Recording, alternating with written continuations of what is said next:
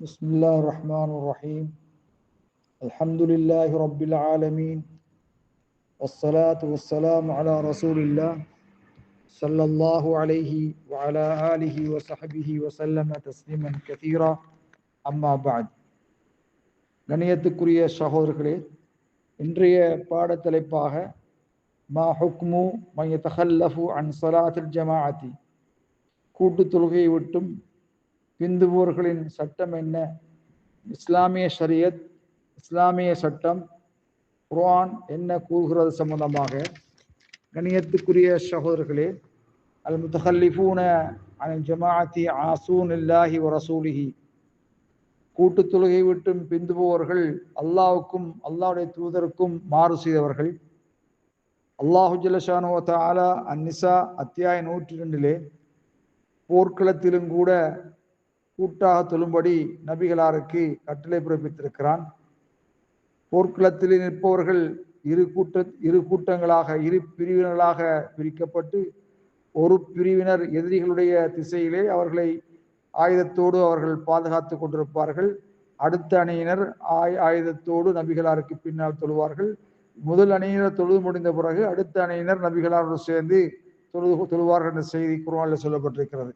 கண்ணியத்துக்குரிய சகோதரர்களே, இந்த ஆயத்து அந்த கருத்தை வலியுறுத்துகிறது.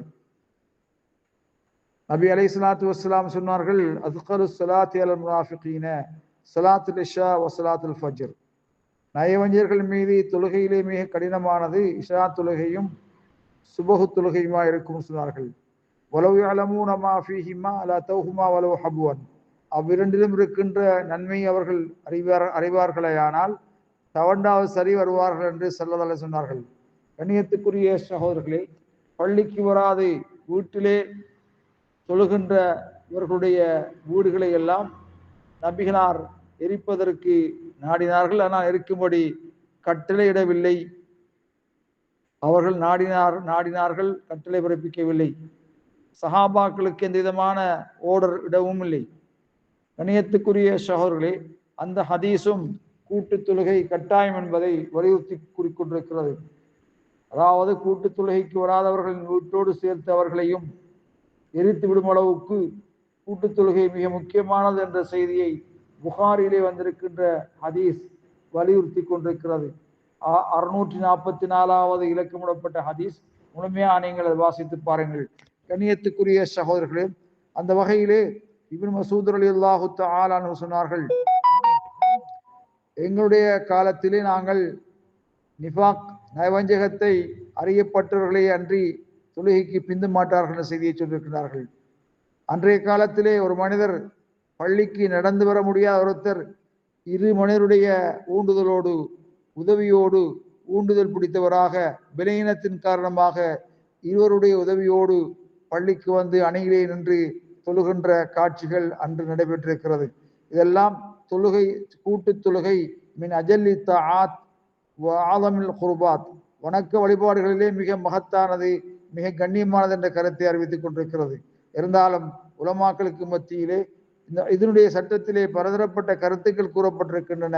சிலருடைய கருத்து இன்னஹா ஷரத்துன் லிஸிஹத்தி ஸலா, கூட்டு தொழுகை சிஹத்தாவதற்கு நிபந்தனை என்றும், யாராவது தக்க காரணமன்றி வீட்டில் தொழுதால் அவருடைய தொழுகை பாத்திலானது என்றும் குறிப்பிட்டிருக்கிறார்கள். இந்த கருத்தை ஷேகுல் இஸ்லாம் இப்னு தைமியா ரஹிமஹுல்லாஹ் அவர்கள் ஆதரிக்கின்றார்கள். அது ரிவாயா இமாம் மஹ்மதுடைய ஒரு கருத்தாகவும் அமைந்திருக்கிறது. இன்னொரு சாரார் இன்னஹா ஃபர்து ஐனின், அது ஒவ்வொருத்தர் மீதும் கட்டாய கடமை, வைன்ன தாரிக்கஹா ஏசிமு, அதை விட்டவன் அல்லாஹ்விடத்திலே குற்றவாளி ஆவான். இன்னொரு சாரார் இன்னஹா ஃபர்து கிஃபாயா, அது யாராவது ஒரு சாரார் செய்தால் கடமை நீங்கிவிடும் என்றும். இன்னொரு சாரார் இன்னஹா சுன்னத்துன் முஅக்கதத்துன், நிச்சயமாக அதை வலியுறுத்தப்பட்ட நபி வழி என்றும் அதை விடுபவன் பாவி என்றும் குறிப்பிட்டிருக்கிறார்கள்.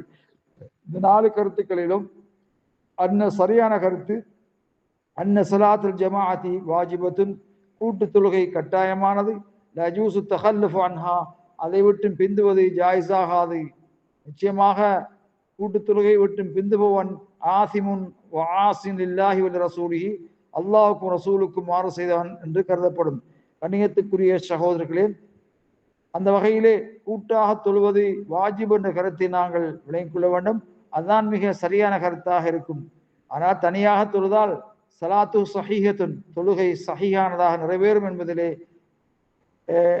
நிறைவேறும் என்ற கருத்தை நாம் ஆதரிக்கின்றோம். கண்ணியத்துக்குரிய சகோதரர்களே, அதற்கு ஆதாரம் என்ன என்று சொன்னால், சலாத்துல் ஜமாஅத்தி அஃதலு மின் சலாத்துல் ஃபர்தி பி 27 தரஜத்தன், தனித்து தொழுவதை விட கூட்டு தொழுகை 27 மடங்கால் அதை சிறப்பானது என்ற ஹதீஸை வைத்து பார்க்கின்ற பொழுது, ஒலோகான சலாத்துல் ஃபர்தி லா தஸீஹு மா கான ஃபீ அஃதல், தனித்து தொழுவது சிகத்தாகாது என்று இருந்திருக்குமே, ஆனால் அதற்கு சிறப்பு இருந்திருக்க முடியாது. ஆகவே கண்ணியத்துக்குரிய சகோதரர்களே, கூட்டு தொழுகை தொழுவதற்கு அலாதியான சிறப்பு, அலாதிய நன்மை இருக்கிறது. ஆனால் கூட்டு தொழுகை விட்டும் ஏதோ ஒரு தங்கடத்துக்காக வேண்டி யாராவதை பிந்தினால் அவருக்கு ஜமாஅத்தோடு சேர்ந்து தொழுது நன்மை வழங்கப்படும் என்ற செய்தியை சொல்லப்பட்டிருக்கிறது.